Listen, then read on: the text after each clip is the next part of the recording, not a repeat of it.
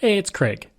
I just wanted to let you know that you can listen to Canadian History X early and ad-free on Amazon Music, included with Prime.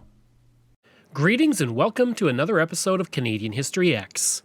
If you'd like to support the podcast, you can for $3 a month. Just go to patreon.com/CanadaEHX.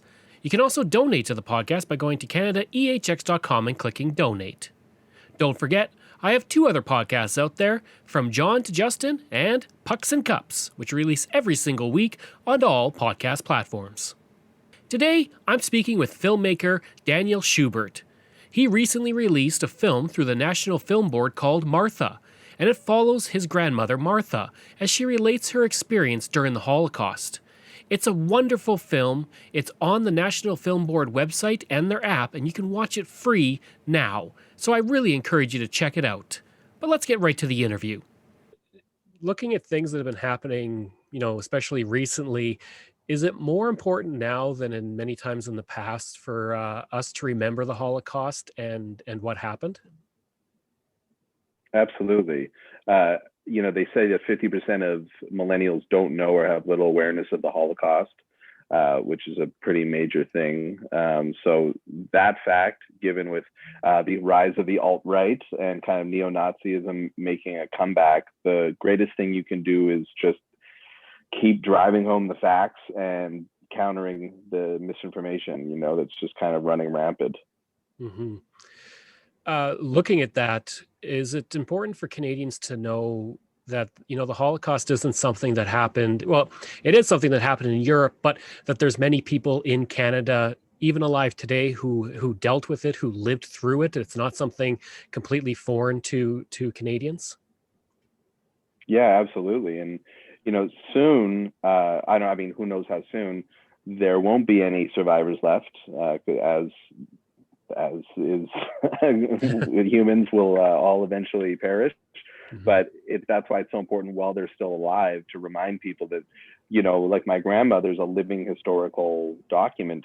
She's a person who experienced it all, and that's just becoming increasingly rare.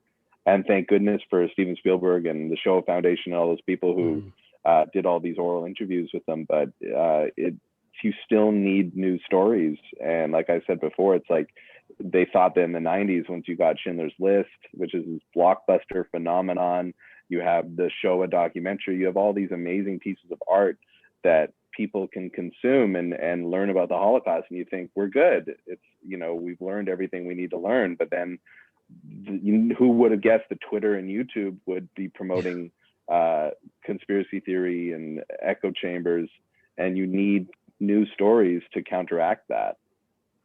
Is things like Twitter and YouTube and what we're seeing, especially with Donald Trump and the far right, was that kind of why you decided to make this movie at this point? Yeah, it was because it was right after Charlottesville. Once, Donald Trump was saying there's good people on both sides, that they were chanting, "Jews will not replace us." That was a big moment for me because I knew that I had to get her story down, and that it was to get it down just for the new generation. And I knew that she had a particular way of like that her temerity and her tenacity were going to be an important factor. And I knew she would be good at telling the story and getting people to sympathize with her. So yeah, I wanted to get it for that reason. And yeah, we're at we're at yet another point in history where we're forgetting history. Mm-hmm. Obviously for your grandmother, this wasn't, something from history. It was something from her life that she lived and went through. Was she receptive to doing the film and relating her experience in the Holocaust? Yeah, she was. For a long time, for many years, she wouldn't tell her story. She wasn't interested. Her sisters did and her brothers did, but she didn't really want to. But now she recognizes that with the rise of the alt-right, she watches the news. She knows that that this stuff is important, and she wanted to speak. And she also wanted to speak so that her great-grandchildren will know what happened to her. And she, as she always says, she doesn't know how long she's going to be around. So it's important, and she knew it.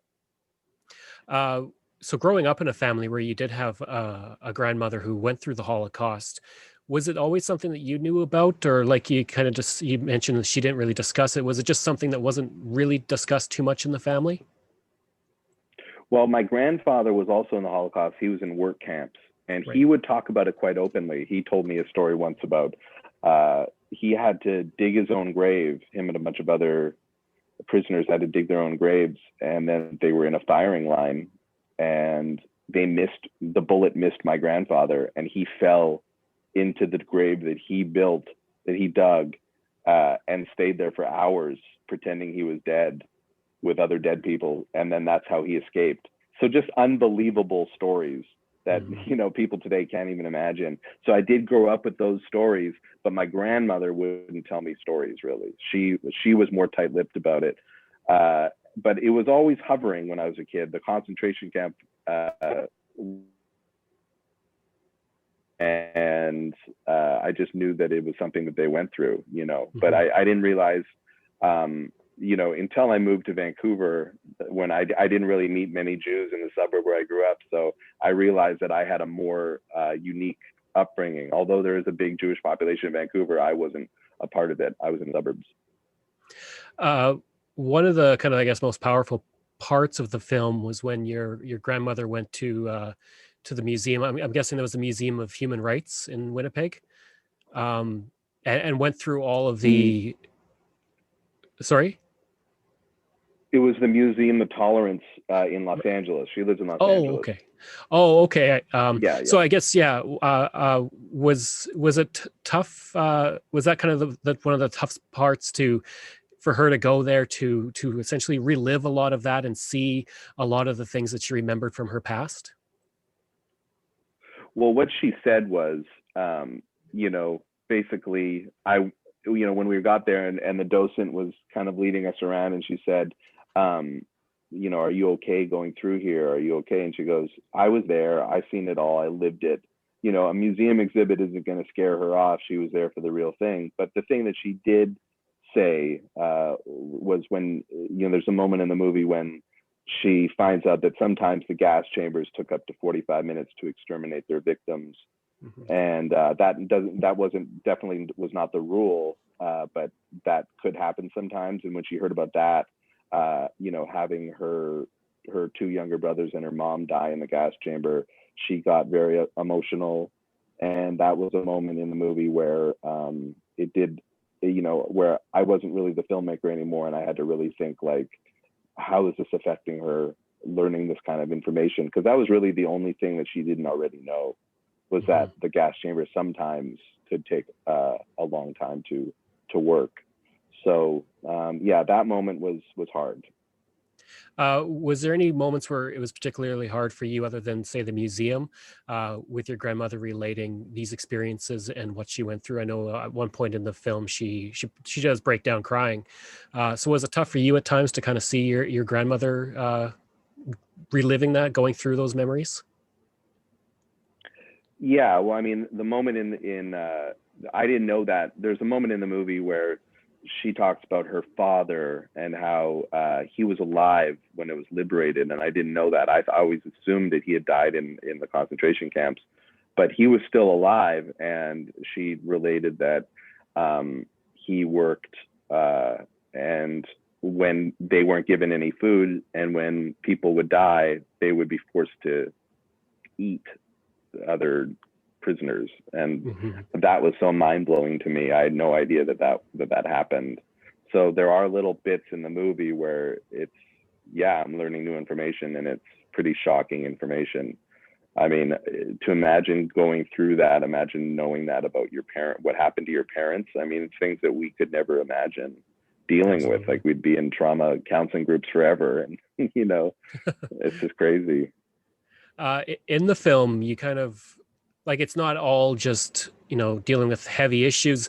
There's lighthearted moments, like we had mentioned before we started, with the shirt that your grandmother wanted you to wear when she's making food and she burns her hand with the onions. Was it important to kind of create a balance so it's not just constantly going through tough things, to kind of show that, she survived and she's happy even with all of these things that she had to deal with so many years ago?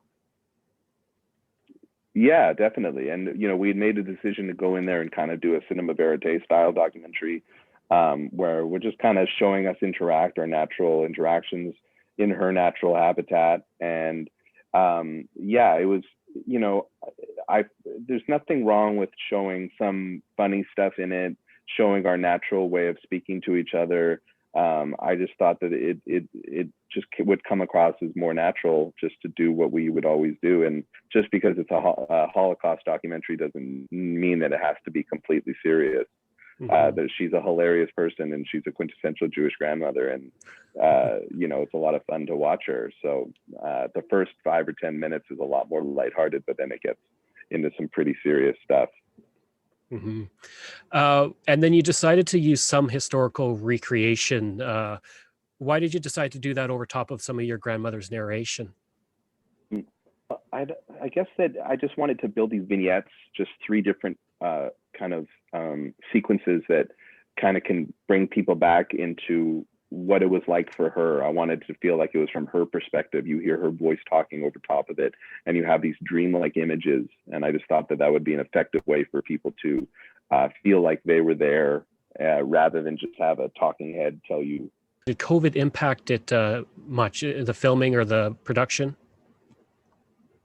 No, well, I mean, a little bit. We were editing for a while, and then once COVID happened, me and my editor we had to send cuts to each other over email, and we'd give notes, and that isn't a preferable way of working. I would much rather be in a room with somebody working on it.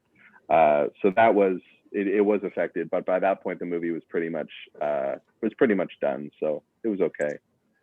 When you're making a documentary story, being in a room with your editor is really important because you bounce ideas off each other, and doing everything over screens is not the way to do things, I find. Absolutely.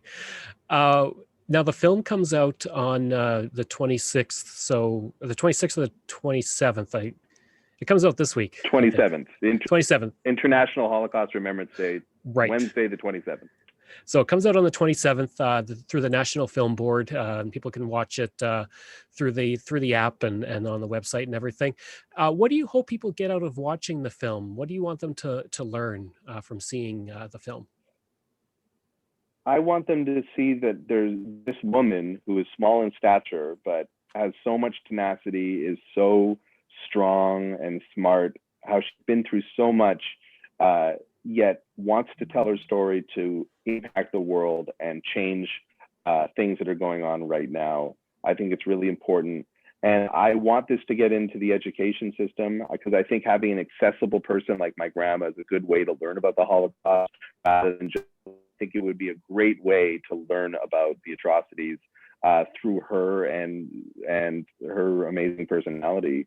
And I'll just hope that people don't forget what happened. I mean, that's, they've been saying the phrase "never forget about the Holocaust" forever, but just like any genocide, it's very easy to forget what happened because of ignorance. If you don't learn about it, how are you to know? And how are you to know what Jews have been through? It's like, how are you to know what any other culture has gone through, without learning about the past?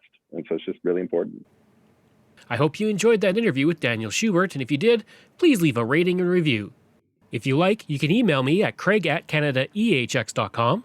You can visit my website where you'll find hundreds of articles on Canada's history, as well as all my podcast episodes. Just go to canadaehx.com.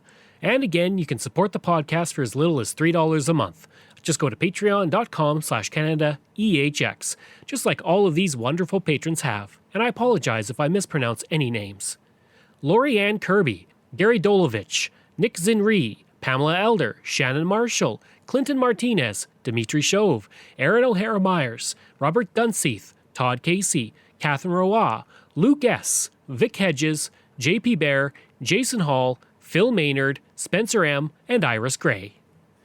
As well, you can find me on Facebook. Just search for Canadian History X. Remember, that's EHX. I'm on Twitter. My handle is Craig Baird, CraigBaird.